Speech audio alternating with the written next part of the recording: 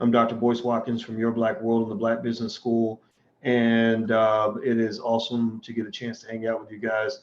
I thought I would pop in for a little bit and so we can have a conversation that's going to be honest and authentically Black and 100% for us, by us.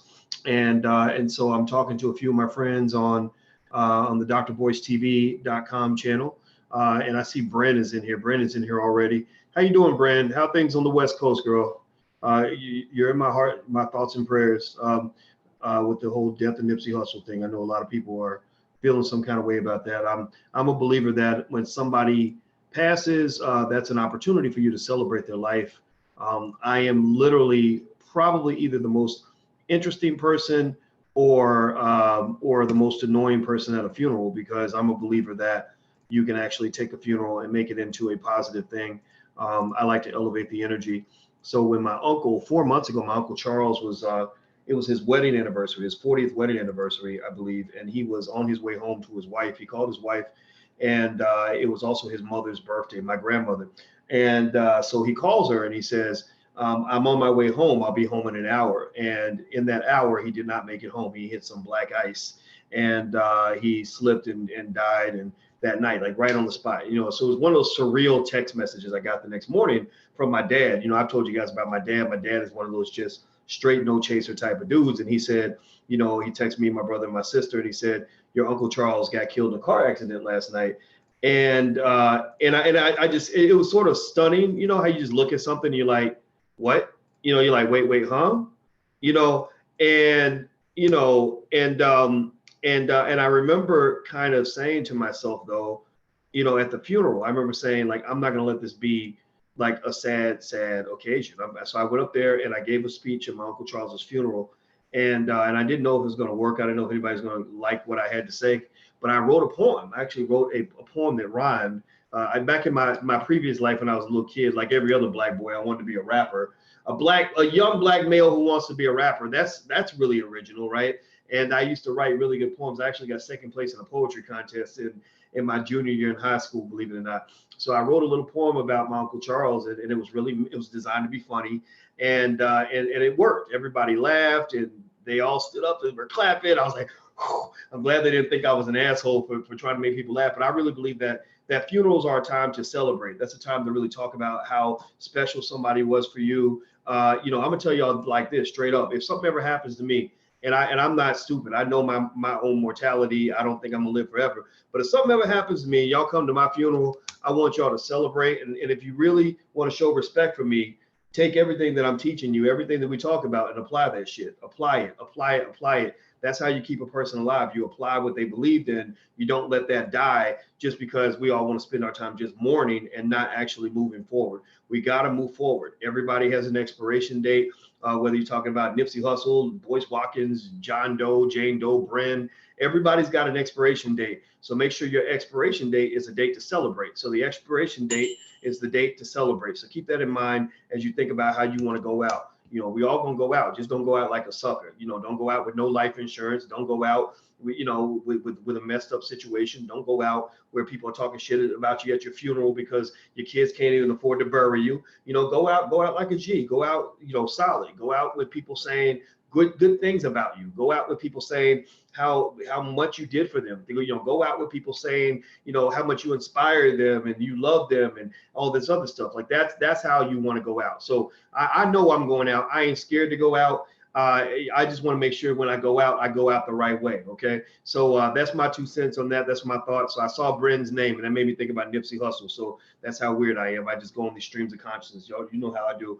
Okay. Do me a favor. If you haven't hit the like button, please hit the like button. It's really important to bring people into the conversation. Please hit that like button if you're on YouTube or Facebook or anywhere else. Also, let's do a shout out. Shout out your city, your business, or your dream. Your city, your business, or your dream, or all three. Your city, your business, and your dream. Let me see. I'm going to look at that. Let me open this door because it's kind of hot up in here. Let me see. I got to let some of the air out. Shout out your city, your business, and your dream. Let's see here. Wilson King, what's up, brother? What's up, boys, from Louisville, Kentucky? Oh, man. How you doing, Wilson? Good to meet you, man. Damon Jackson. How you doing, Damon? Bolingbrook, Illinois. Nakia, you're in Bolingbrook. Okay, cool. Cincinnati for Catherine. Terry from Houston. We just decided recently, but because we had to switch our venues, but we just decided that the All Black National Convention is going to be in Houston. So the All Black National Convention is going to be in Houston. It is going to be in September, just like the previous one. Details will be forthcoming in the next week or two, but we're about to sign the deal. It's going to be in Houston. H-Town is the city we selected. So if you want to come to the convention, which you should, go ahead and prepare to come to Houston with us in September. If you want to know more, go to allblacknationalconvention.com. That's allblacknationalconvention.com. I see Adra from Louisville. That's my hometown. Ramarim from Virginia. Teresa from Cleveland. I see Chicago, Broxton, Georgia. Tacoma, Washington from Diana. I see London from David. Okay, good. That's awesome. Houston, Texas. Foreclosure preservation. Okay, so that's your business. Nice. Franco, Dallas, Texas. Delta Royal Enterprises. Deborah from Georgia. Ernest, Sutton Administrative Management Incorporated, Philadelphia, Pennsylvania. Ron from Cleveland, Ohio, passive income investor. I like that. That sounds nice. I want that job. D. Smith from New York, in the process of writing a movie. Oh, nice. You got to put the name of your movie in here. Is that Jamal Martin? No, I thought that was Jamarlin Martin, my friend who actually created Bossip. Let's see. I see Pittsburgh, Pennsylvania. I hope that all that construction is done in Pittsburgh. I hate driving in that city. I love the people, but the driving is crazy.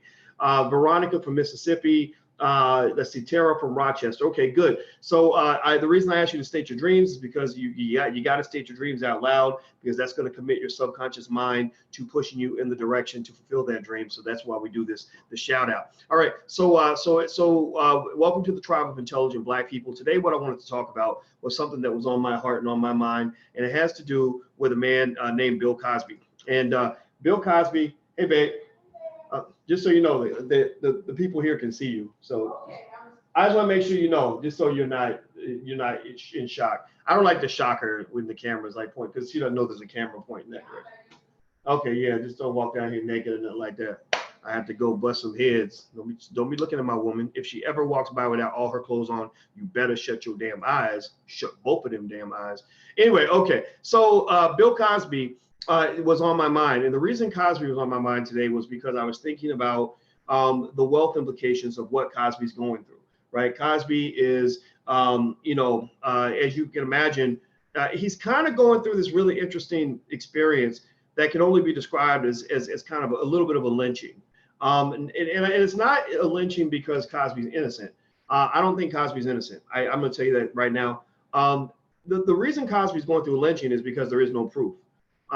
We have a justice system where you had gangsters and killers and all kinds of people getting off for crimes that they committed, where the police knew they committed crimes. And they knew the police knew, right? But they would say it's not what you know, it's what you can prove. That's how people like John Gotti became the Teflon Don, because John Gotti would be like, hey, I didn't kill nobody.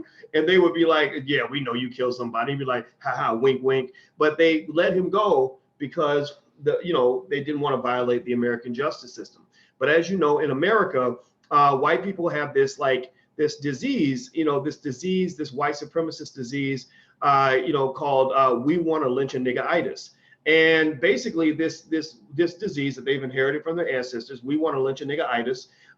This disease causes them to be triggered when they see a black man who they believe has committed a crime. When they see a black man and they believe he committed the crime and they haven't been able to pin him and they can't get any form of proof that's going to actually allow them to stop this black man or to incarcerate him, then the disease takes over. I want to lynch a nigga-itis kicks in and it goes into overdrive. And next thing you know, they just miraculously just end up grabbing him and stringing him up by his testicles and in the town square and tarring and feathering him and killing him in front of his family, right? So basically, with Bill Cosby, it's kind of one of those situations where there were people who basically felt, and a lot of people felt this way, they're like, oh yeah, Cosby probably did something. I mean, there's all these accusations and all sorts of stuff, but they couldn't really pin anything on him. So they just basically said, well, oh, that's right, we're white. And, and when you're white, you just kind of realize, wait a minute, like we have these laws in place, but we made the damn laws. So of course we can change the laws. If all of us agree to change the law, then we can just change the law.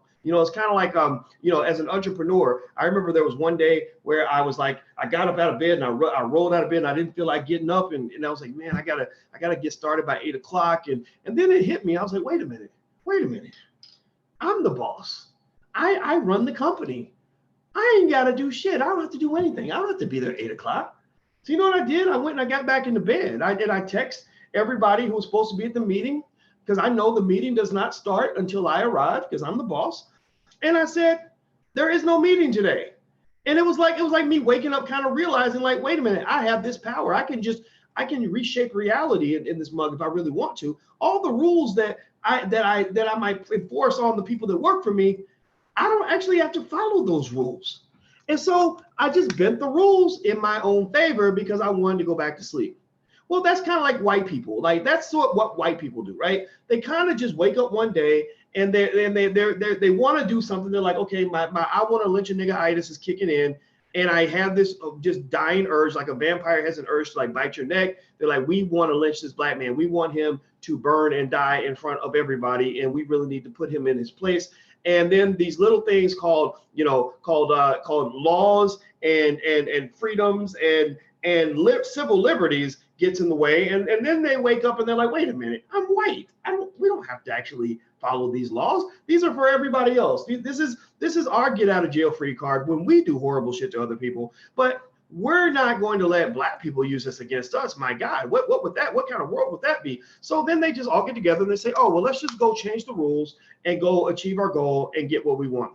And that's what they did with Bill Cosby. Let me just say this.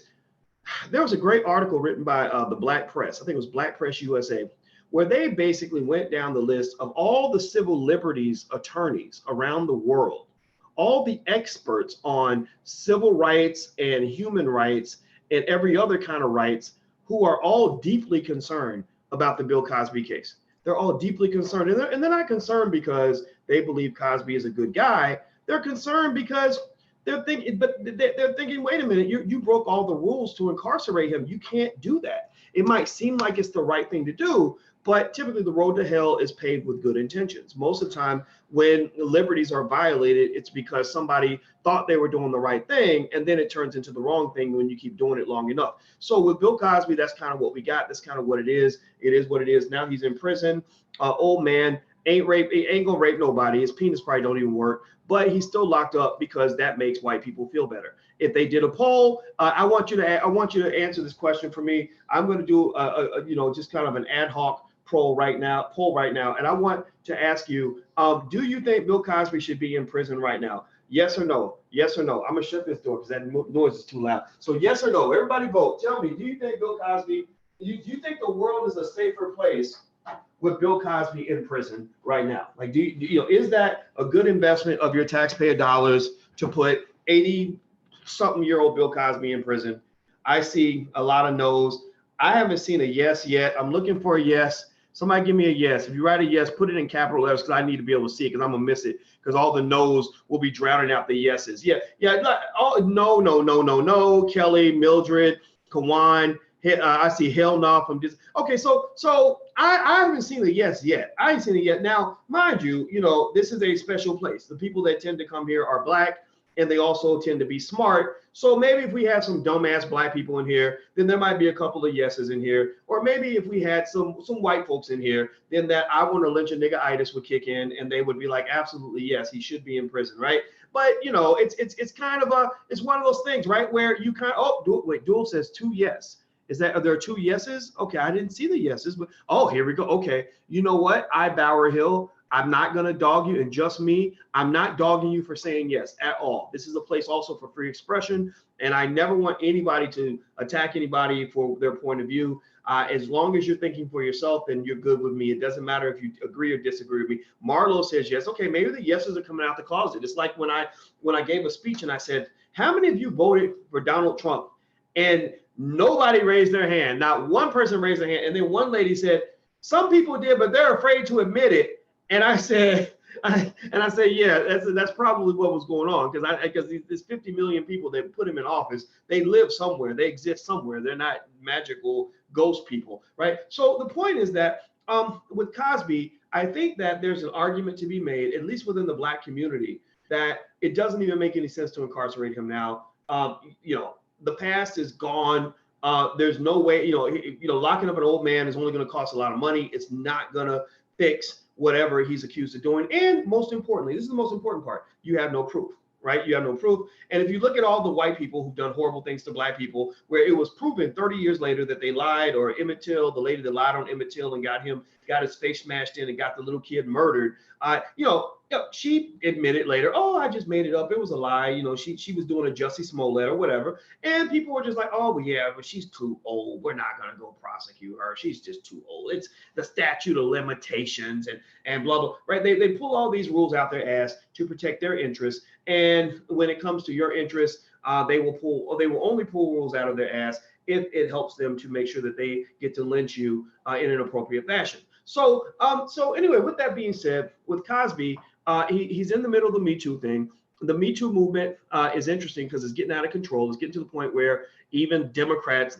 leaders in the Democratic Party are getting hit by it. And I knew it was going to happen. It's only a matter of time before the perfect storm sweeps through the Democratic Party, right? You see Joe Biden now is being exposed for all the crazy things he was doing, where Joe's stuff looks really bad. It looks like, this man looks like he really goes to bed fantasizing about 8-year-old girls. If you look at that video, Creepy Uncle Joe, I thought it was just a matter of him, hugging women a little too long. I'm like, oh, he's just a horny old man. Or maybe, kissing a lady on the cheek when she didn't want to be kissed. Oh, she's just being uptight. Just tell him don't kiss you no more, right? No. Joe Biden in this video, Creepy Uncle Joe, you got to go watch this video, is grabbing little girls, 8 years old, stroking their hair, children that are not his own, right? Stroking their hair, playing with their faces, wanting to be in pictures with them, whispering in their ear, doing all kinds of things that you just don't do. I wouldn't do that with my child, let alone somebody else's child. That's a lot. That's a lot. So if you go look at that video, you'll be like, whoa, this dude can't be president. Like, there's no way.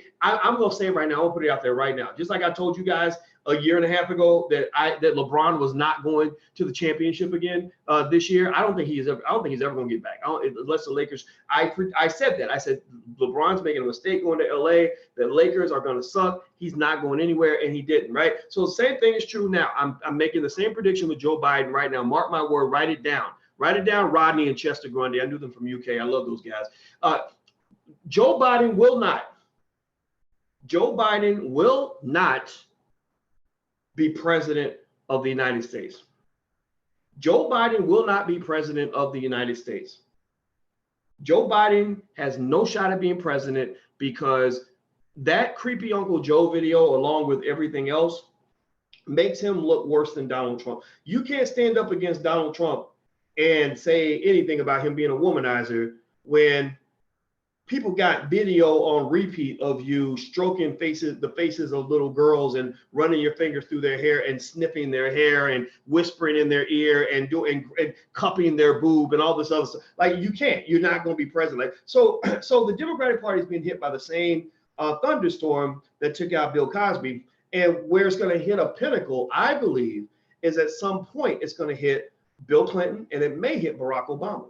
See, I know that I hear things, right? I hear a few extra things that regular people don't hear because I've been around people. I've been close to people. I've seen things and heard things. I'm in Chicago. I hear a lot of the stories that I don't talk about because I ain't trying to get capped up in his mug. I ain't trying to end up wherever Nipsey Hussle's at. I don't want to go there just yet, right?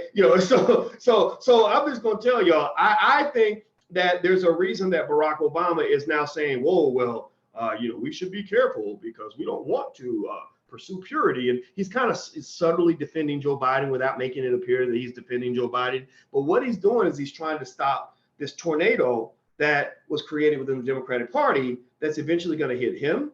It's going to hit Bill Clinton. Bill Clinton will be the first target. It'll hit Bill before it hits Barack. But it's going to hit all of them. Because I really truly believe that if you take most men, especially heterosexual men, because Me Too is all about heterosexual males. Like, think about it. There's been no women taken down by Me Too, and I can think of any gay men that have really been taken down by Me Too. Kevin Spacey had a little bit of a situation, but that wasn't really Me Too. That was some young guy pressing charges. But really, it's all about the heterosexual males, right? And so I think Bill Clinton. I think he's going to get chopped down. It's only a matter of time. So anyway, by the way, I want to say thank you to, let's see, it looks like Johnny Johnson. Thank you for your donation. I appreciate that. We will make sure that your donation goes to supporting intelligent Black media throughout the world. Anybody else who wants to support the channel, you can either make a donation right there on YouTube, or you can actually go to intelligentblackpeople.com and become a patron. That's intelligentblackpeople.com. All right, so let me break down Cosby's wealth situation and where that is. Hit the thumbs up button while I do this. Please hit that thumbs up button. You got to hit that thumbs up button. So it says here, this is from Money Magazine, money.com. It says Bill Cosby was once worth $400 million. Now he's facing financial ruin. Now that title really got to me because it made me think about some of the things Dr. Claude Anderson talks about with Powernomics. One of the things that is mentioned consistently through books like Powernomics, which is why it's important that your kids read these books, is that there's a long trail, a long history of Black men and women who've acquired massive amounts of wealth, where white people realize, hey, wait a minute, we can just change the law, we can break the law, and we can go get that money, right? Black Wall Street got burned down because a white woman made a false accusation against a Black man, and they took it as truth and gospel, just like they do today. Next thing you know, they're running across town, burning down things, murdering people, shooting them in the street like dogs, and running people out of town and taking away $1 billion worth of assets. There would be Black billionaires today. There are families that would be billionaire families today had white people not decided that they were just going to act white that day and go and burn down Black Wall Street, right? There's a long history of situations where a Black man or a Black woman was sitting on some land, and they were like, well, you know, there's some oil in that land, or there's some gold yonder over in them hills, and we got to get that Negro off the land. And so they would try to just trick them out of it, right? They would try to just run game on them, get them to sell and all this other. And then if he was smart and said, no, I'm not selling nothing, I'm never going to sell you nothing, then they would start making that person disappear, or making sure that he gets sent to jail, or the Klan might ride through town and run up on them and scare them to the point where they abandon the land. And next thing you know, the land's in the hands of a white family, and that land is still there today. Whatever land was taken 100 years ago, land don't disappear. The land is still there, and it's in somebody's family, but ain't nobody talking about that. And so my point is that with Cosby, this idea of the economic lynching of Bill Cosby, the political lynching, the lynching of his public image, the high-tech lynching of Cosby, this is consistent with history. This is consistent with history that you have this Black man sitting on all this wealth, and the first thing they're going to do to lynch him is not just take away his freedom, but they want all that damn money.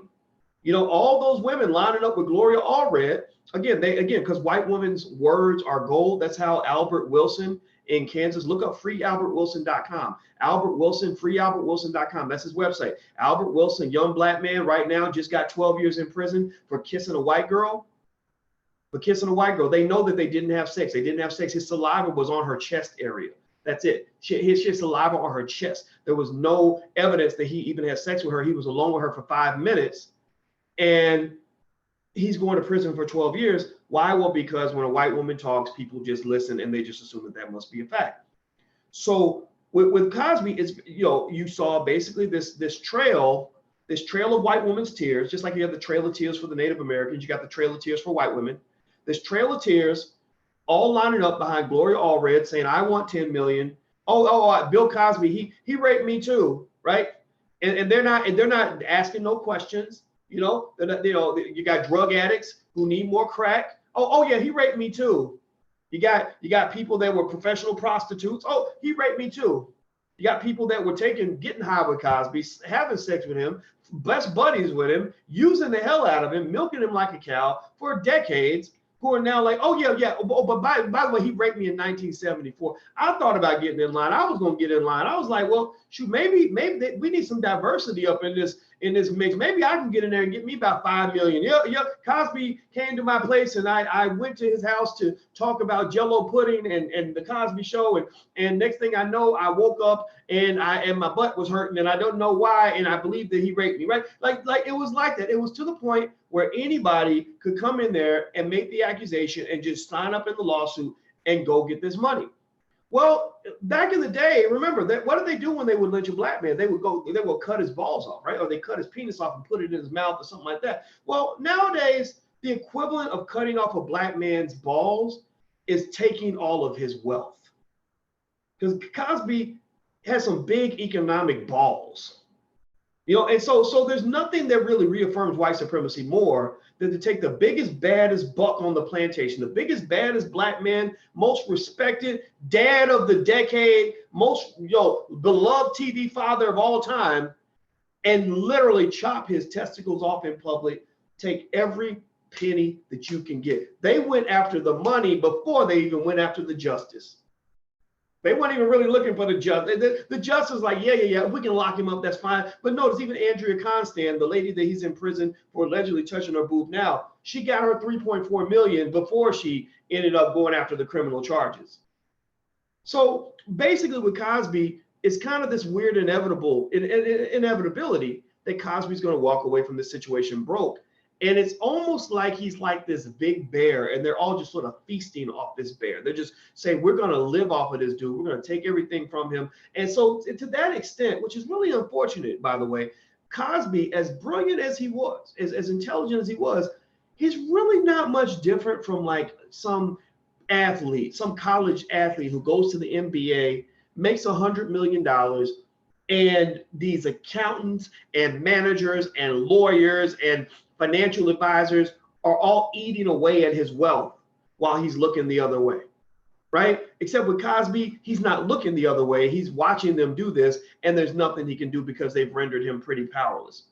Now, let's keep going. Please hit the thumbs up button if you haven't done that. Also, if you want to get a text alert when we go live, please text the word Boyce to 31996. Somebody type that number in 31996. Text Boyce to 31996, and we'll let you know when we go live. Also, if you want to join our organization for Black men, for the protection and the education and the economic empowerment of Black men, you can join for free. You must be a brother, though. This is for brothers only. Go to blackmenunited.net. That's blackmenunited.net. I have a whole curriculum on manhood that brothers get through blackmenunited.net. And please have your son join, have your uncle join, have your cousin join, your little nephew. Every Black man that you think needs this, please send them to blackmenunited.net. Won't cost them a penny. And basically, we kind of alert them, just hit them to game. Just let them know from our perspective what we see going on in the, when it comes to the state of the Black male in America. Is for the protection of Black men, because whether you know it or not, your son is an endangered species.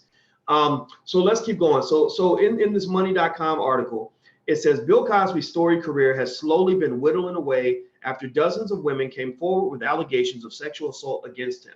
But now that Cosby was found guilty of drugging and molesting former Temple University staffer Andrea Constand in his home in 2004 and subsequently was sentenced to prison for 3 to 10 years, it's likely that his legal problems and potential financial ruin have only just begun. I find that really fascinating. That in this particular case with Andrea Constand, she had agreed not to press charges. They'd agreed not to come after him criminally when he paid her that $3.4 million. And I just don't know. I mean, women tell me, I'm trying not to be insensitive here, but $3.4 million, if a man grabbed your titty and said, I'm sorry, I grabbed your boob, here's $3.4 million.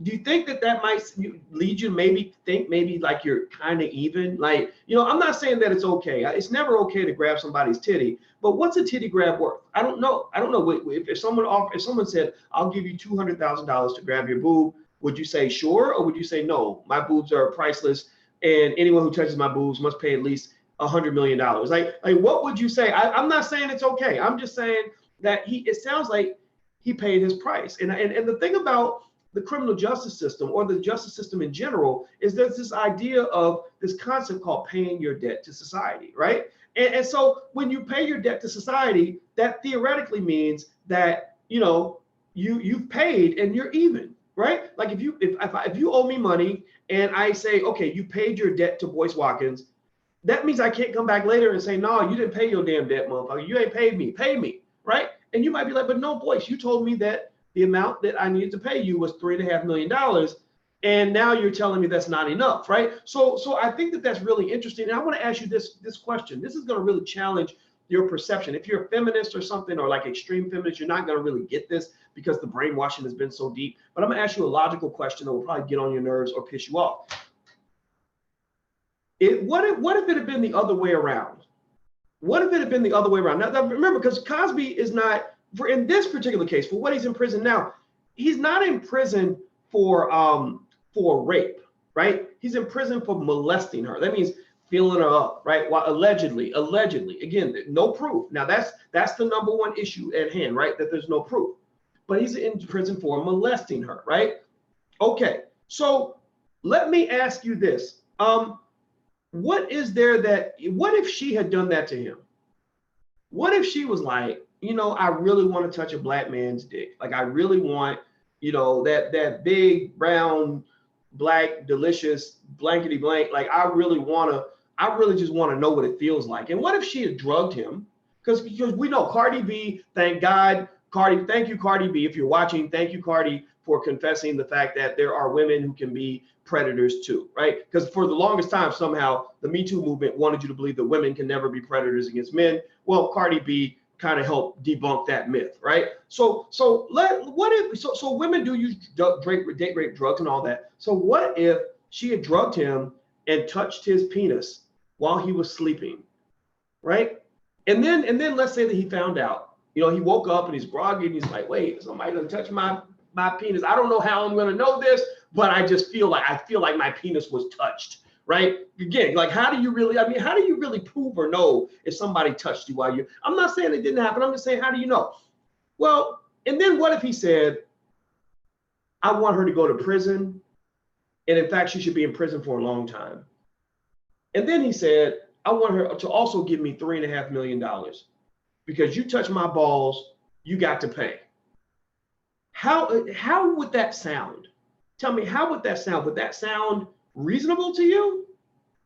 Would that sound like something that and so the general point here is that when you switch the genders, and this is the scientist in me, that's all we did when I was in grad school. We do research studies and say, what if you take this variable and flop it with that variable? Or what if you move this around and do the equation that way? That's how I think, right? So I'm always asking like what would happen if you switched the genders around and it was a black man saying that a white woman drugged him and touched his dangy while he was asleep, and he wants $3.5 million and he wants her to go to prison.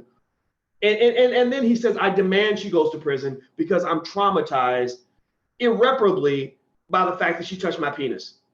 Do you think that case will be taken seriously? Is there anything that a white woman could do to a black man other than murder him, where she could go and get that kind of justice that white women get when it comes to accusations against black men?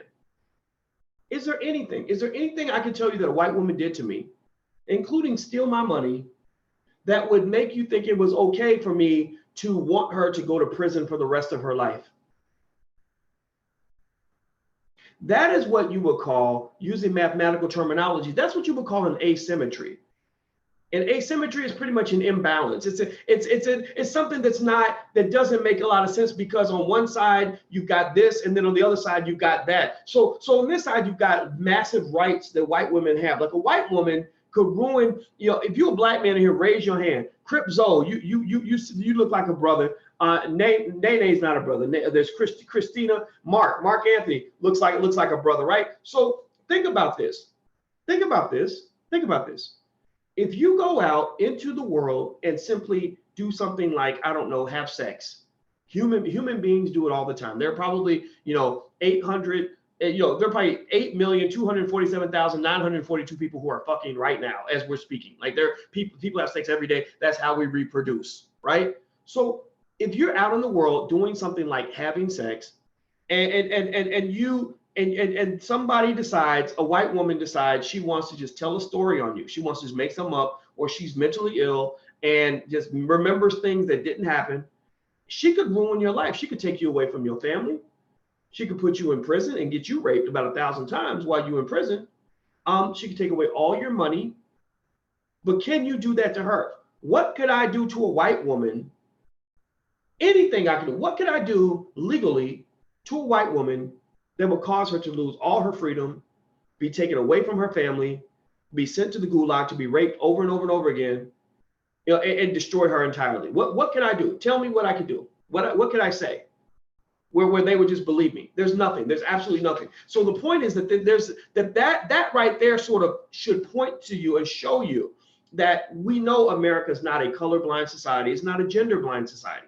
We clearly have different rules for men and women, and some of those rules really benefit women right now, in particularly white women. So with Cosby, I think that this whole case is so problematic in so many ways, because to this day, I still have not seen any proof presented in any article. And it's ironic, because when they write about a white woman making an accusation against a black man, the media doesn't even ask anything about her past or her motivations or ask for any proof. But when a black man gets killed by the cops, they dig him back. They're like, well, he smoked weed in the 9th grade and he was gang affiliated, and he did one time steal a lollipop when he was 7. And like they dig deep. Like, they will literally put that victim on trial. But when the victim is a white woman who is in, say, a sexual assault situation, has made an allegation that's sketchy, they don't ask any questions at all. Go read the stories on Albert Wilson in Kansas. Go read the stories on Albert Wilson.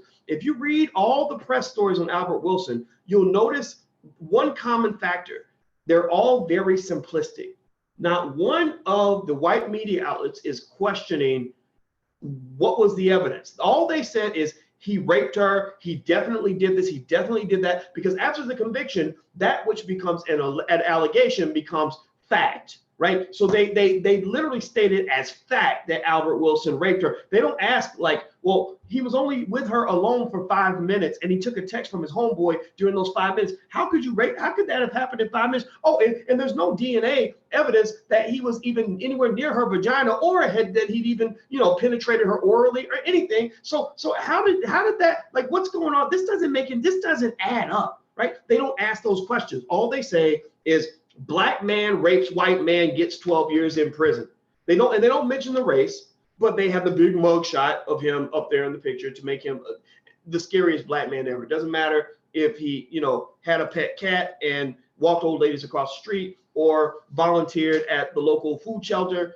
All that doesn't matter. Right now, he's the same as O.J. Simpson, R. Kelly, or any other scary black man that you've ever seen in American history. So let me keep going.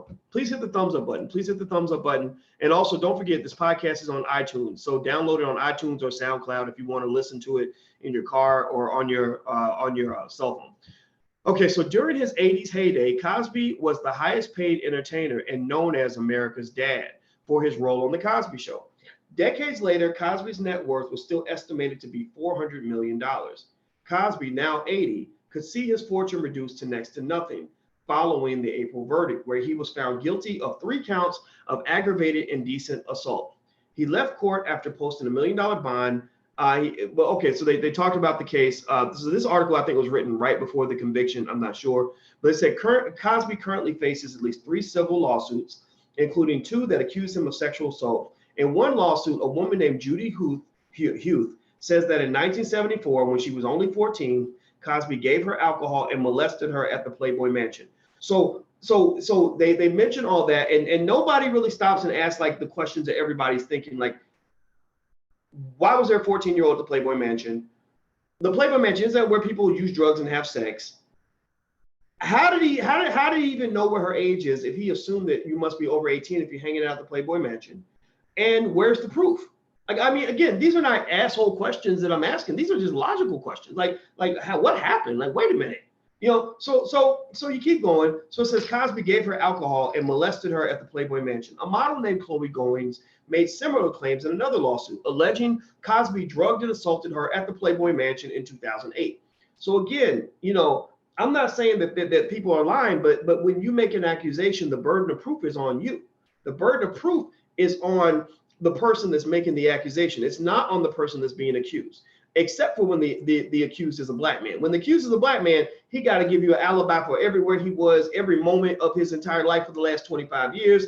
And if anything don't sound right, he going to jail, right? But, generally speaking, the way the justice system is supposed to work is that if you make an accusation, you got to prove that. How can I come back and talk about something from 1974 and expect to get money for this, right? Like, they're asking for real money for something that cannot be proven. How do you prove that some shit happened that was unprovable back in 1974. Like there, what's the standard of justice here? Like what has to occur for you to know that this person should get somebody's money? That's a very scary thing. So anyway, another ongoing civil case against Cosby accuses him of defamation. It was filed on behalf of model and reality TV star Janice Dickinson, who actually lied on the stand. Y'all remember that story where Janice Dickinson lied and admitted that she lied, who testified in the just completed criminal trial that Cosby drugged and assaulted her in 1982, even though Janice Dickinson was a notorious drug addict. So how do you know that he gave her the drugs against her will versus the times where she went to Cosby and asked for drugs? Because that's what drug addicts do. Drug addicts show up at Bill Cosby's house because he got the money and he got the dope, and they say, give me more dope and give me more cash. So when a drug addict comes up and says, you forced those drugs on me, that's kind of weird, because it's like a fat person saying, like, no, you force fed me that food. I did not eat that cheeseburger on my own. You forced me to eat it against my will. I have no proof, but people should believe me. Well, when regular people, rational people, will look at your chubby ass and be like, yeah, you ate a lot of cheeseburgers on your own. So it's hard to know the difference between the cheeseburgers that you didn't want to eat and the ones that you actually did. Right? Because you're a fat ass, right? So like me, I was a fat guy back in the day. I started working out, running half marathons and all that. So now I'm slim, trim, and sugar-free, at least relatively speaking, right? But when I was fat, you'd have no way of knowing if I tell you like, oh, well, the reason I'm fat is because my girlfriend made me eat cheeseburgers every day. She forced them down my throat and put a gun to my head. Well, that would be a scary allegation, but I would probably need some proof if I then said, oh, and she should pay me $10 million for forcing me to eat cheeseburgers against my will. So anyway, so moving on, all these lawsuits, you can't help but notice, with Cosby, if Cosby were just a regular dude, if he were just some regular dude who was kicking at the Playboy Mansion, or some washed up celebrity who didn't have any more money left, who had done some crazy stuff in the 60s and 70s, like a lot of those people did. I mean, Hollywood's a pretty debaucherous place. My friend Tiara KJ Williams, aka Miss Black Hollywood, I see you in there, Tiara. Just confirm that for me, that Hollywood is a pretty fucked up debaucherous place, that people do really horrible shit in Hollywood. Like you got literally systematic child molestation in Hollywood, like Catholic Church level, like organized, like got documentation and receipts everywhere and computer files and all this other stuff, so that they can make sure that they have plenty of children to molest. And so Hollywood's a pretty crazy place. So there are a lot of crazy people who did crazy things in the 1960s and 70s that they'll never tell anybody about. So Cosby was just some washed up celebrity who had no more money, who was just a regular guy now. None of these cases will be brought to bear. None of these cases, none of this long stream of Beckys trying to get his money would not exist, because they would say, oh, well, he's not a good target. We want to go hunt an animal that has more meat on his bones. That's what they wouldn't even, I'm willing to bet you. If Cosby were a regular guy, even if he were famous, if he was a regular guy without $400 million in the bank, none of these accusations would be made public. None of these attorneys would be going after him. None of these conversations would be happening. They went after Cosby because, quite frankly, he was a rich nigga. That's their mind. They're like, oh, we actually have something on this guy. We're disgusted by people like him anyway. We got a chance to go get his money. So we're going to go get his money, because we can get his money with an accusation, because we live in a world where you don't need proof. It's no different from how thousands of white people, when they allowed you to register as an Indian with no proof, and all you had to do was pay $5, thousands of people became what are known today as $5 Indians. Dr. Claude Anderson talks about that. So before, like, you had $5 Indians, I'm gonna be willing to bet you that in the mix, you got some $5 rape victims. Like, I have trouble paying the bills. I need money for crack. Sign me up for the class action lawsuit, because y'all having niggas for breakfast. Y'all got Bill Cosby like a pig on a stick, circling over the fire with an apple in his mouth, and I want a slice of that pig. I want a piece of that son of a bitch. It does not mean Cosby was innocent.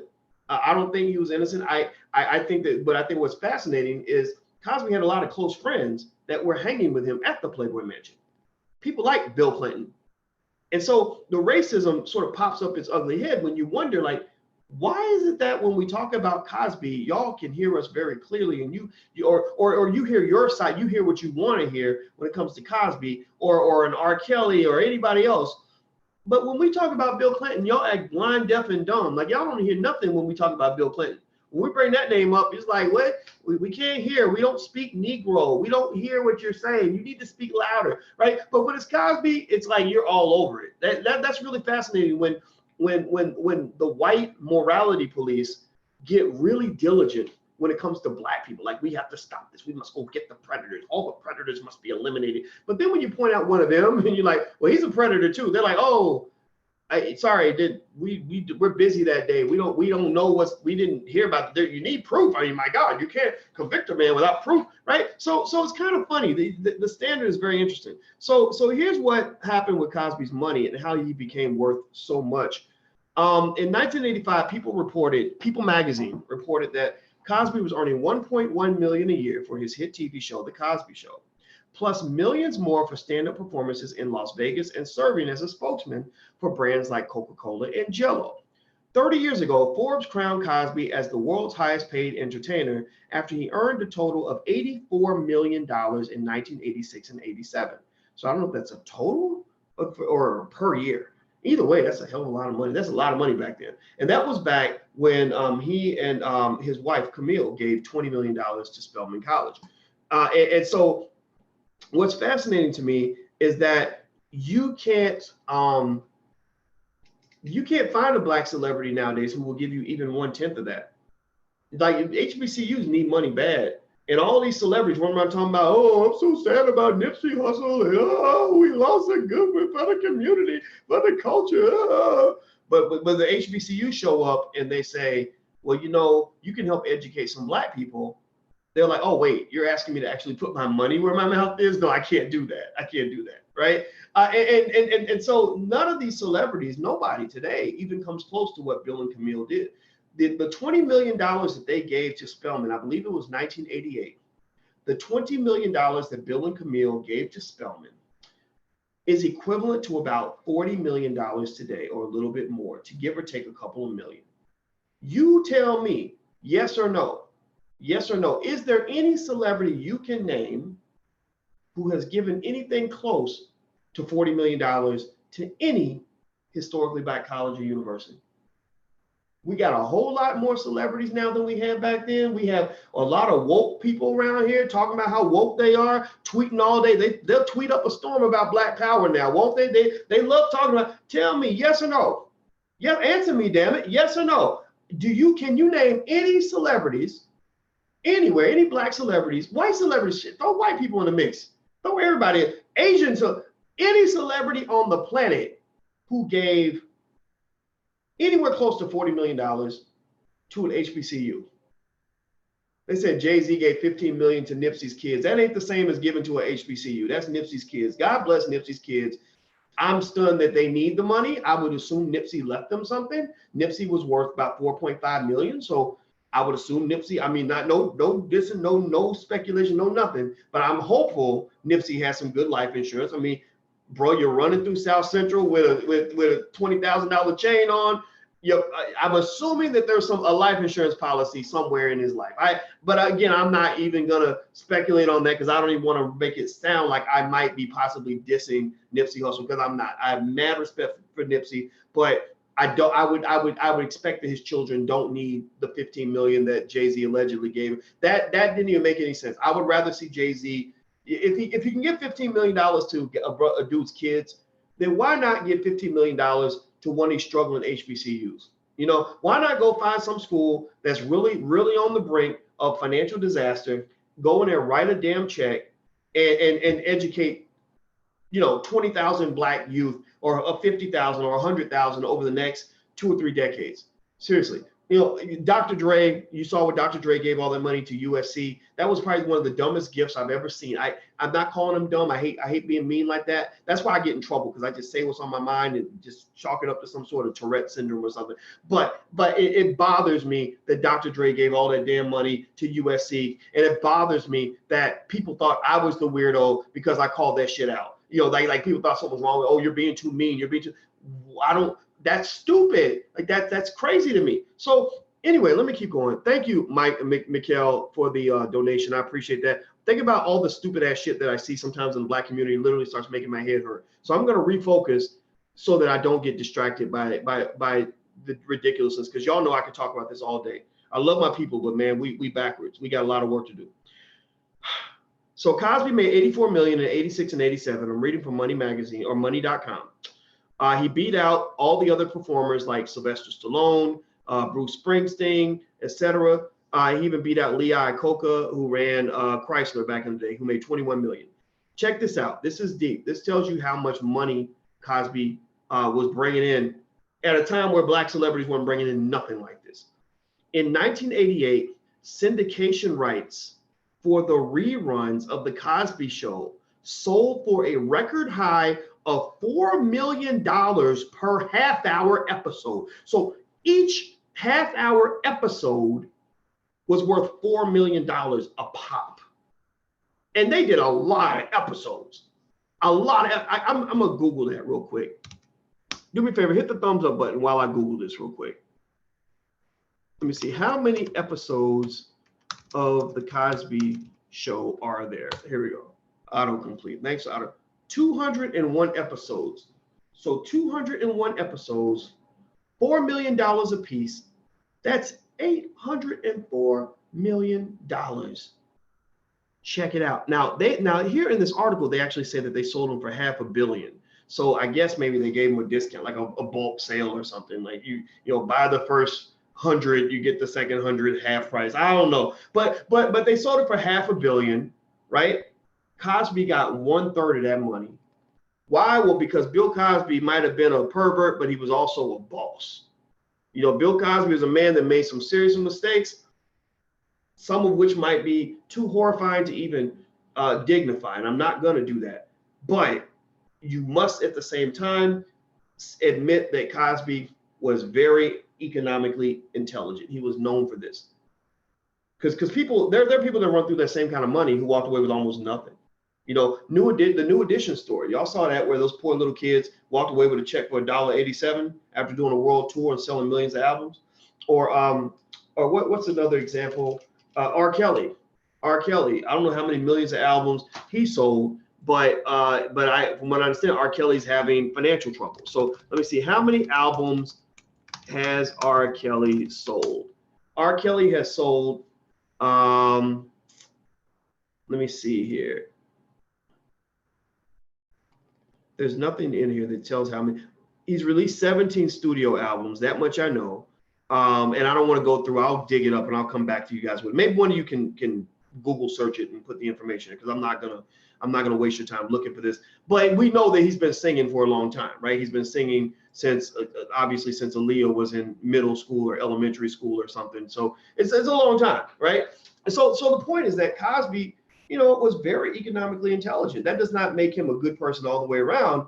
But, I would be willing to bet you that for most of these celebrities, if you put a microscope on their life, you would find all kinds of reprehensible shit. If you really, really dug into everything Bill Clinton has ever done, do you really think that he would be the American hero that he is right now?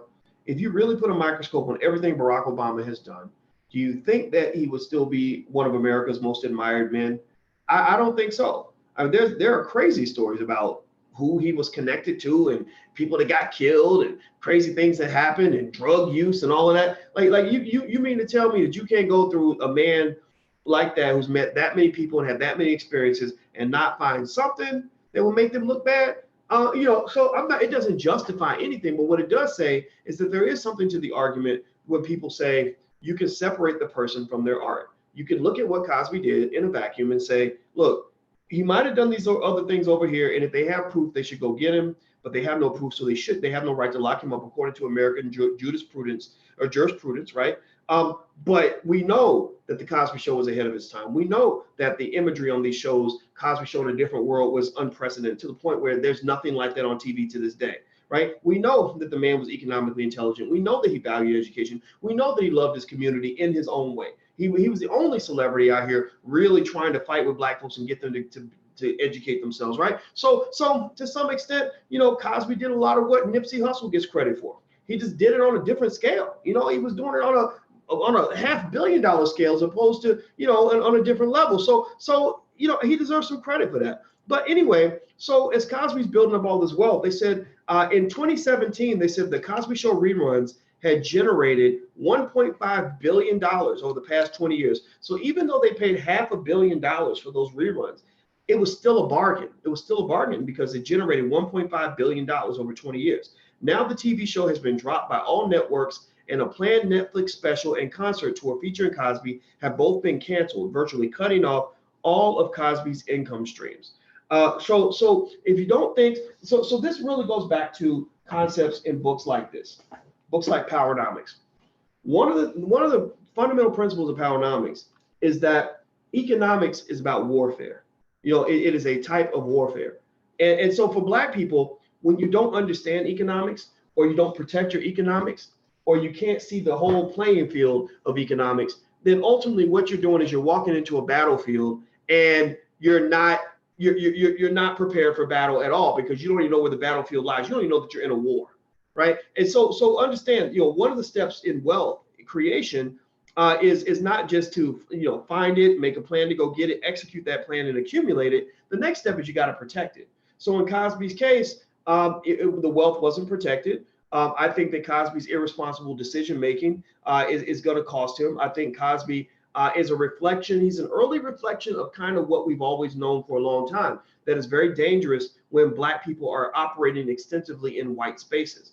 It doesn't mean that you can't be around white folks. It does mean, though, that there's a huge power imbalance to the point where it's a little bit like what the argument behind the Me Too movement. The Me Too movement, think about this. Now, in the Me Too movement, one of the arguments that they make is that if a powerful man has sex with a less powerful woman, that the man is the one in the wrong and the woman's not in the wrong, even if she asked for the sex, initiated the sex, and willfully participated in the sex. Now, that's kind of weird. I don't get that. But one of the arguments they make is that the reason that it's wrong is because it's a power imbalance. The reason that it's wrong is because one party has this much power, the other party has that much power. The reason it's wrong is because this party can easily crush that party, right? They can put pressure on them, they can take things away from them, they can punish them, they can do horrible things to them, right? So basically what they're saying is that it's unethical for you to participate in a transaction, in a sexual transaction with someone that has less power than you, because the power imbalance is so great. So here's my point. Here's where I'm going with this. The same thing that the Me Too movement says about what goes on in the corporate environment, that a powerful man having sex with a powerful woman is unfair to the woman and is threatening to the woman because of the power imbalance. Well, the same thing is true with a Black man sleeping with a white woman, right? When a Black man sleeps with a white woman, his societal power is down here. Her societal power is up here. His credibility is down here because he's seen as a criminal from the time he's born. Her credibility is up here. Right? She can go and literally make one false statement and literally make it in a fit of rage and anger and destroy his life for the next 50 years. So the amount of power that an executive has over a secretary ain't got nothing on the power that a white woman has over a Black man in a society where they will believe anything that comes out of a white woman's mouth, even if she's a lying ass drug addict hoe. She could be the craziest, most ridiculous human being on earth, and she will still have more credibility than that Black man, which therefore puts his entire life in jeopardy. Emmett Till is case study number one. Bill Cosby is case study number 847,295. Right? So the point of the matter is to say that, if I were talking to a Cosby back in the day, I would probably say to him, and I'm getting more comfortable with this assessment. And before I used to wonder, like, gosh, maybe I'm just mean, maybe I'm racist, maybe I'm old fashioned. But I used to look at brothers that would hang around white women all the time. And I'd be like, man, like, number one, I don't understand what you're attracted to, because there's just nothing that appeals to me. I like Black women. That's just my preference, right? Because I like all the stuff that Black women have. Y'all know what I'm talking about. I'm not going to say it because it might sound kind of weird and crass and vulgar. But y'all know what I'm talking about. Black women just got a little extra something that other women ain't got. But that's the first thing. But then the second thought I would have is, I don't understand. You're putting yourself in jeopardy. You're putting your future in jeopardy. Like you're in danger now. You're surrounded by all these people where if they all got mad at you and decided that they wanted to come get you, they could easily do that. Like, you forgot that you're Black. Like, you don't think you're Black anymore. And I think that what happens with people like the Cosbys is they get enough money and they really think they're not Black anymore. And that's the only thing. I mean, OJ, same thing. OJ got enough money where he said, I'm not black, I'm OJ, right? You remember that? So I'm just kind of thinking maybe we need to sort of stop that shit. Like we need to sort of warn young brothers, like you ain't never not black. I met that black kid. I told you guys about. I'm not gonna repeat the story too much, but that black kid I met from Stanford. Anybody remember that story about that? I told you about the kid from Stanford I met at my event. This little kid from Stanford, he said, literally, he said, I grew up thinking I was a white boy. He was 22 years old. He said, I grew up thinking I was white. I thought that racism was a thing of the past. I thought that people like you were full of crap. He said, and that was until his the white girl he was sleeping with accused him of rape, and his whole life just started falling apart. Suddenly, all his friends started treating him like a rapist. And he thought he could just go tell them like, hey, no, it's me, Chad. I didn't do it, right? And he thought that they would just kind of get it because these were his friends, right? No, no, no, no, no, no, no. They believed her crazy ass from the jump. And the reason I say her crazy ass is because later on it was revealed that she had a psychological issue. There's crazy people everywhere, right? And so the problem is that, a crazy person is one thing, but when you got a crazy person that's got a gun, then that's a problem, right? So instead of actually having a physical gun where they can shoot you, they can just blow up your whole damn future and destroy your life, take you away from your family, and just rock your whole world, right? So ultimately, I think that for black men, you really got to think about the security risk you're taking in your life when you're surrounding yourself with people that can just destroy you with the snap of a finger. Because again, the power imbalance. That white woman could destroy you just like that.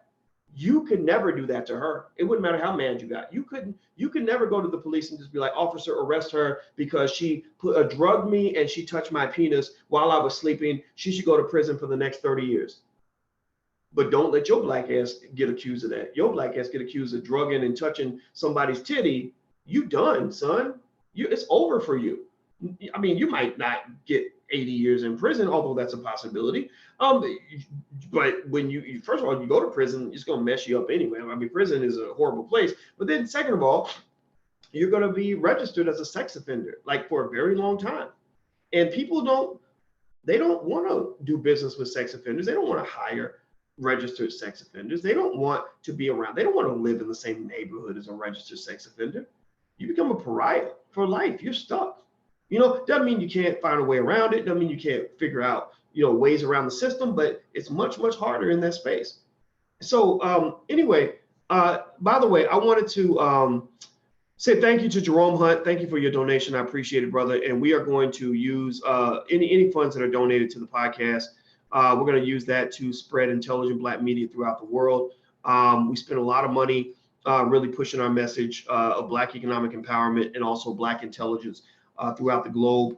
And so thank you all in advance for any support that you provide. If you want to support the platform, please go to intelligentblackpeople.com. That's intelligentblackpeople.com. Also, we have an introduction to money, an introduction to the power of money, of course, in the Black Business School that you can take a look at. You can get a free 30-day trial if you'd like at blackmoney101.com. That's blackmoney101.com. Or if you want to wait till April 12th, we're actually going to have a 24-hour flash sale where it'll be 70% off for 24 hours. So you can wait till then, or you can do the free month. It's totally up to you. But I suggest giving it a try because we teach you a whole lot of stuff. We teach you far more than college. In fact, if you don't feel like we give you more than you got in 4 years of college, then you should just reach out to us and ask for your money back because we believe that we're that good at what we do. All right, so let's keep going. So Cosby, so hit the thumbs up button as I pull this article up. Please hit the thumbs up button. So because there are so many unknowns, it's impossible to say how much Bill Cosby might have to pay to the alleged victims. At this stage, there are no specific dollar figures attached to civil suits. Still, if and when the civil cases are settled or the plaintiffs win a trial, Cosby could easily be forced to pay tens of millions of dollars.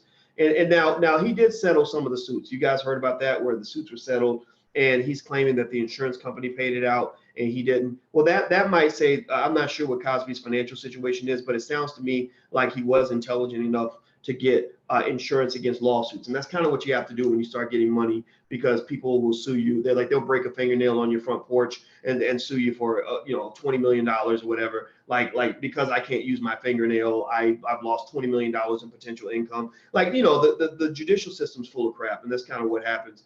Now, they said one thing that's interesting is that in these suits, they don't actually just look at the damages from an absolute standpoint. They actually look at the damages relative, from a relative standpoint. They look at what you're actually worth, how much money you actually have, and whether or not the amount that they're going to award the plaintiff is enough to actually make you feel it. So with Cosby, a person like a Bill Cosby may get hit by bigger damages than a regular dude who say worth, I don't know, $1 million or, $500,000, right?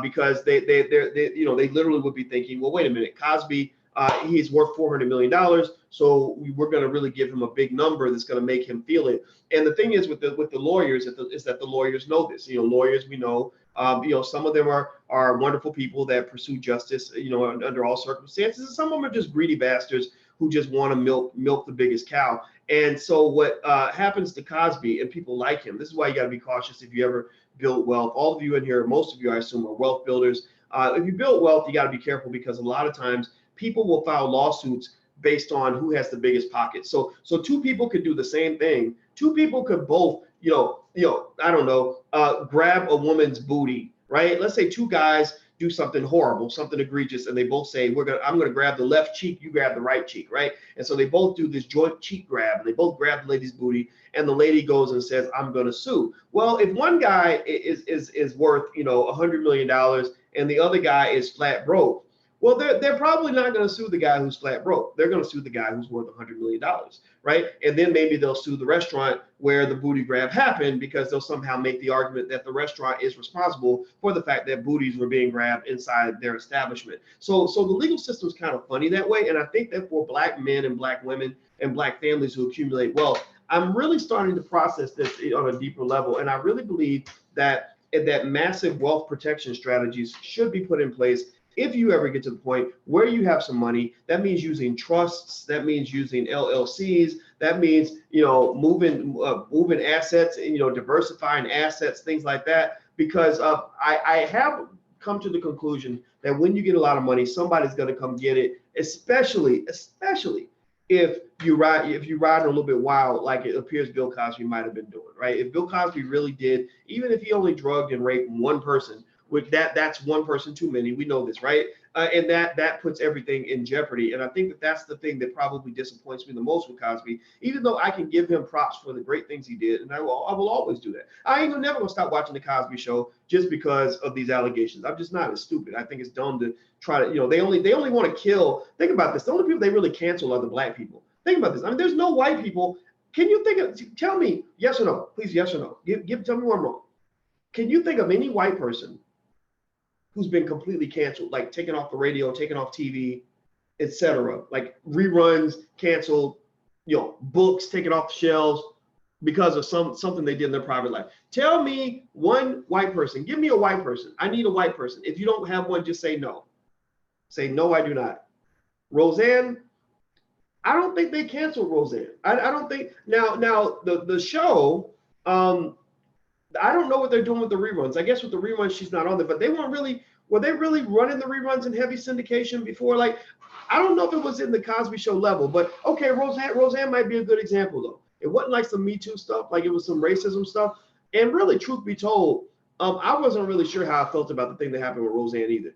Because first of all, Condoleezza Rice is just, I feel like she's a terrible person. Y'all should have seen behind the scenes. I mean, she was one of the people that I felt made it really difficult for us to get our mass incarceration initiative through. When Russell Simmons and I were working on the mass incarceration thing, Condi's crew were the ones kind of protecting Barack from actually having to do anything for Black people. We felt that way. We felt that Condoleezza Rice was not helping. Not Condoleezza. I say Condoleezza, right? It's not Condoleezza. I know Valerie Jarrett. I say Condoleezza. Forget Condoleezza. I meant to say Valerie Jarrett. Thank you for the correction. I appreciate that. Matt Lauer, no, but they didn't really cancel his rerun. I mean, Matt Lauer doesn't really he's not Bill Cosby. Bill O'Reilly, no, they didn't. I mean, they took him off the air, but it's one thing to take away what you have done, what you're doing now. It's another thing to take away everything you've done in the last 50 years. Like, I mean, the Cosby Show episodes involve lots of people that were not Bill Cosby. So I don't know. I don't really think but you might be right. Maybe Roseanne does kind of make it even, I don't know. But I mean, with R. Kelly, it's like, oh, well, you can't listen to his music now. Michael Jackson, they try to cancel Michael Jackson. I don't think they're going to be able to do it. But I think I think it's going to get to the point where, and I think this is where the Me Too movement is going to lose, is I think people are just sick of that shit. People are just sick of you constantly being offended by every damn thing, trying to call everybody a rapist, even when they're not, trying to act like everybody should be destroyed and canceled because of XYZ, because you didn't like something about how they handle their relationships or their personal interactions. I think that people are tired, like people see through the illusion of it. The illusion is that this is sort of, a fairly administered form of justice, when really it's an assault on heterosexual Black males. Judge Joe Brown actually made a comment. I saw he made a comment on Tariq Nasheed's post, and Joe Brown actually basically laid it out as clearly as anybody that I've seen, where he basically said that the whole Me Too movement is an attack on heterosexual males, particularly heterosexual males of power.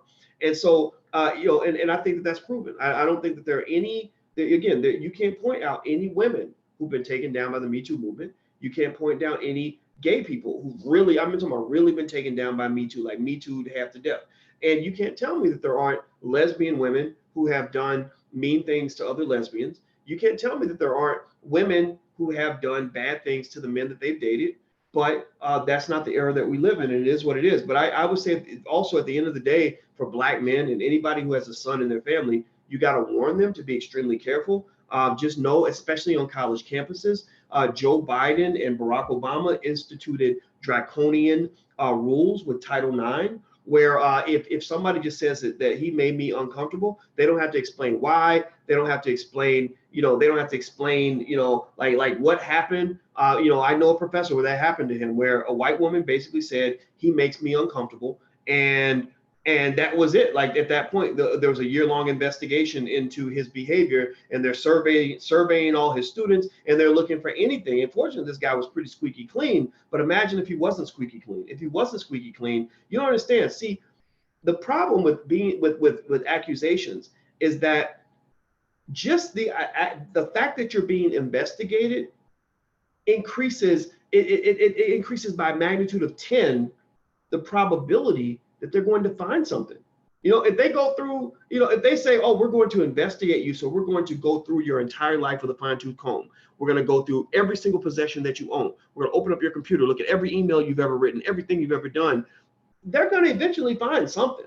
90% of all people, if they went through their life with a fine-tooth comb, they could take that person down, right? That's why racial profiling is so dangerous, because what racial profiling does is it increases the likelihood that a Black man is going to engage with the police.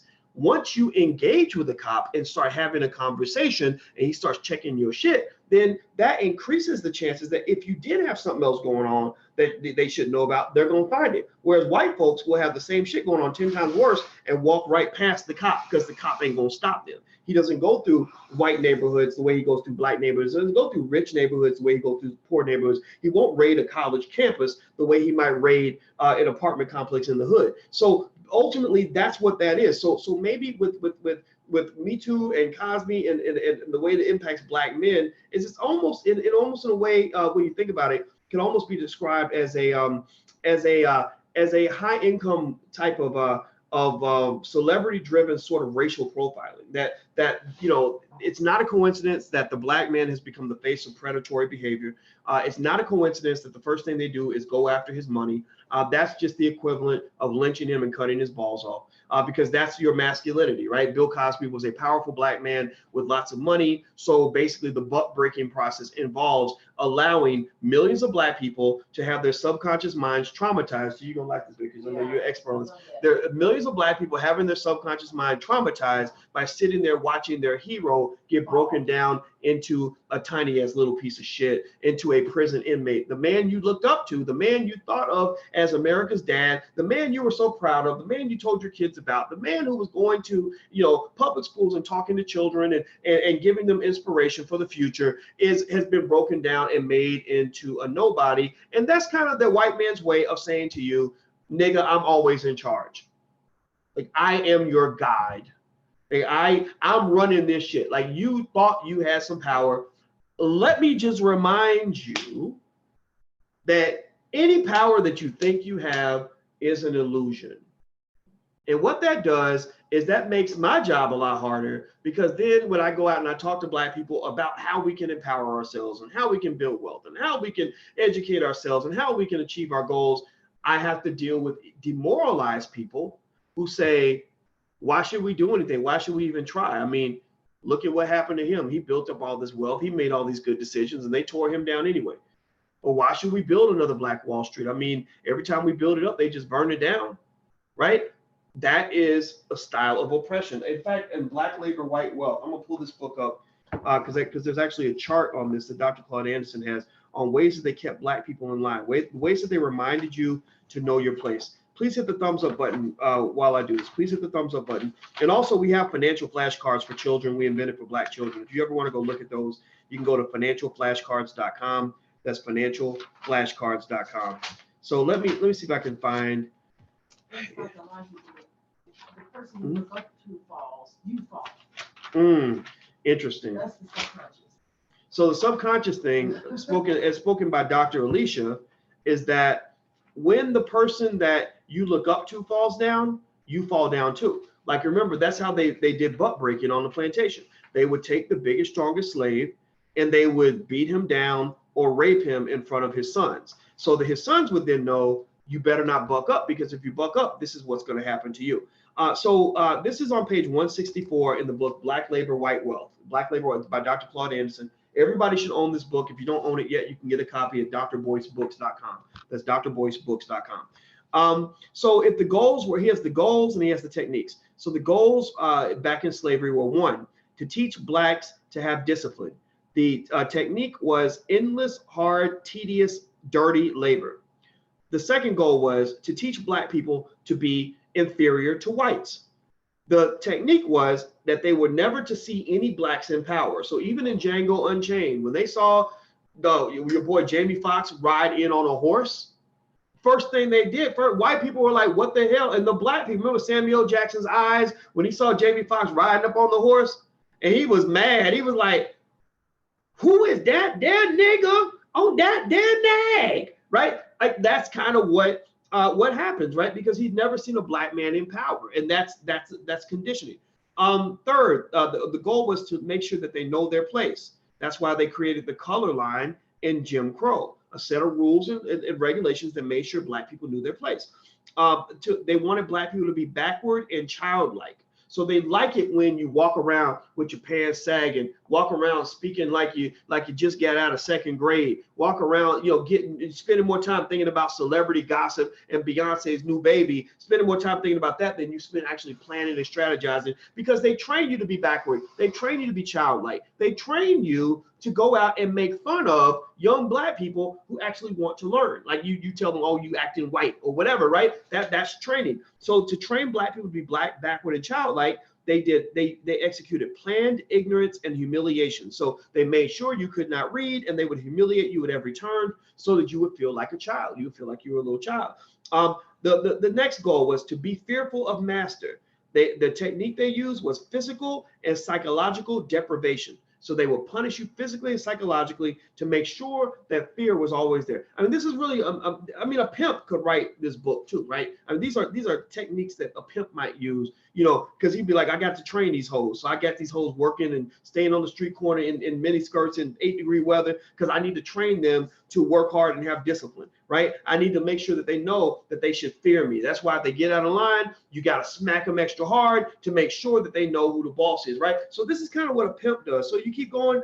The goal was to make sure that that they place the master above themselves. The technique was denial of humanity and hope. So get rid of all hope, deny them their humanity, and they will place the master above themselves.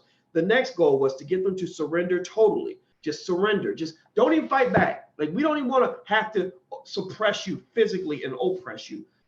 It's easier if you just oppress yourself. So they wanted them to surrender totally. Well, that's when they gave them religious humility and hopelessness. They gave them white Jesus. So you would bow down to a white man and believe that if you sit there and remain quiet and don't fight back, that you're going to get your rewards in heaven. That makes it easier on everybody. It's easier for me to oppress you when I ain't really got to oppress you. I just convince you to oppress yourself, and then we're both white supremacists. We're both working together to support white supremacy.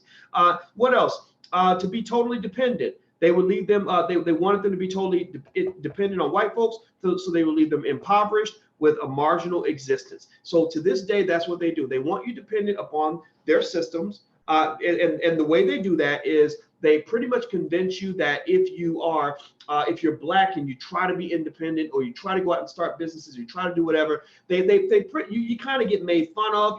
Like I was reading articles at theroot.com, with The Root, this white-owned publication that pretends to be a black news media outlet. And on theroot.com, they kind of have these black folks that are trained to make fun of independent black people. They see a black person building a business, they'll kind of clown it and make fun of it, right? Because ultimately they've been conditioned very deeply to believe that if white folks don't want you, then you have no value, right? If white folks blackball you from their industry, you've got nowhere to go, right?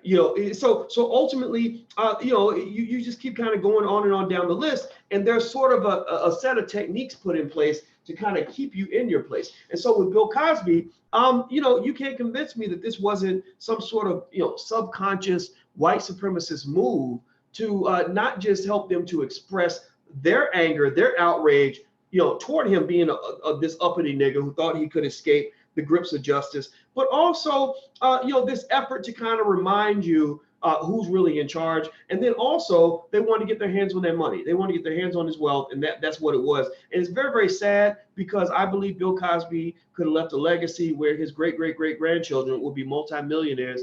And I'm afraid, I have a deep fear that he's going to die with nothing. He's going to die penniless. And I think that that's shameful. I think it's a reminder of who your friends are and who your enemies are. I think that the fact that you're outraged by what's going on and they don't give a shit kind of is a way, it's a reminder of how little respect that others have for your voice or what you believe. They don't care that I'm sitting on the internet talking about this to you. I mean, I'm sure I might, maybe 50,000 people, 100,000 people may see the video, but they don't care. They just keep going. They can just continue to be white, right? So with Cosby, yeah, he's gonna lose most of his money. He'll probably lose all of it. His income earning potential is pretty much dead. They're gonna pretty much try to extract every penny out of him that they can. He's got a life sentence. So even if he gets out, it won't matter. It will never be over for Cosby.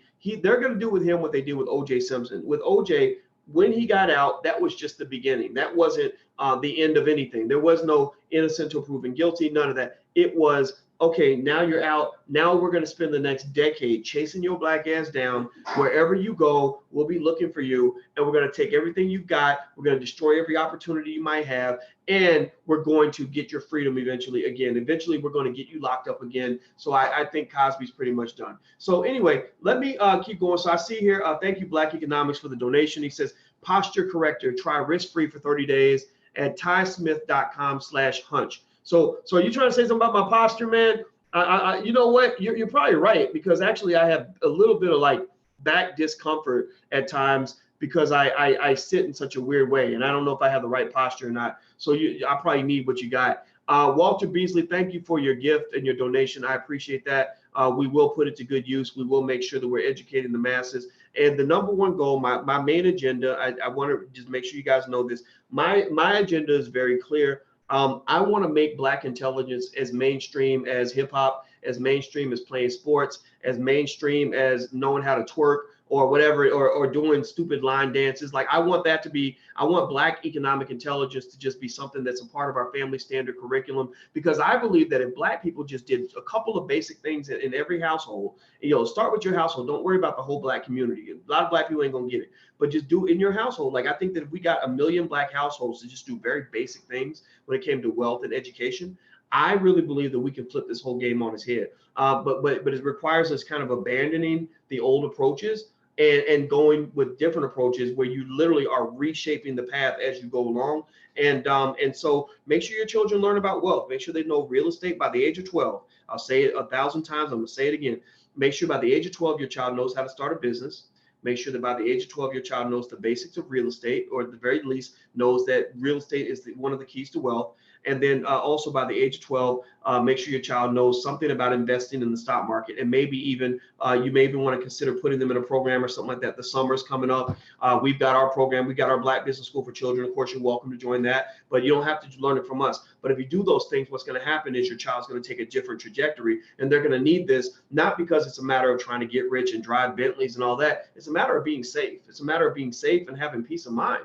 I don't think I would feel safe if I lived in a world where I constantly had to be around people that I thought, were plotting my demise or wanted to see me destroyed or wanted to see me in prison or didn't think I had any rights. I don't think that's fun. So we got to learn how to build. So let's go build, and let's go make Black America great again. To use Donald Trump's words and to flip it on his head, because I believe we can do that. So I want to say thank you guys for hanging out with me. Please hit the thumbs up button before you go. Make sure you do that. Also, thank you, Dual, for sharing the URL. If you want to start in our basic Black Money class, an introduction to the power of money, you can go to blackmoney101.com. That's blackmoney101.com. Or you can go to blackfinancialintelligence.com, blackfinancialintelligence.com. That's where I have a bunch of books and flashcards and workbooks for children and things like that. And also, some of you are asking about our children's program, our Black Business School for Kids, where your kids can actually get a degree, a certificate you can print out and put it on their wall. That's really important. Make sure you do that because it's very important for shaping their self-esteem and their self-perception. If you want to take a look at the program, go to blackmillionairesoftomorrow.com. That's blackmillionairesoftomorrow.com. I created that program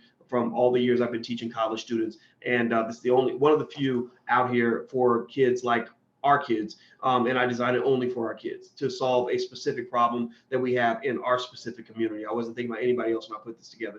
So anyway, I'm going to go. Let's see here. I see what you're saying about Dick Cheney and bribing Nigeria. I know nothing about that, but I will Google that. So thank you for telling me about that. So please hit the thumbs up button before you go. Don't forget, we're on iTunes, so you can download the podcast on iTunes.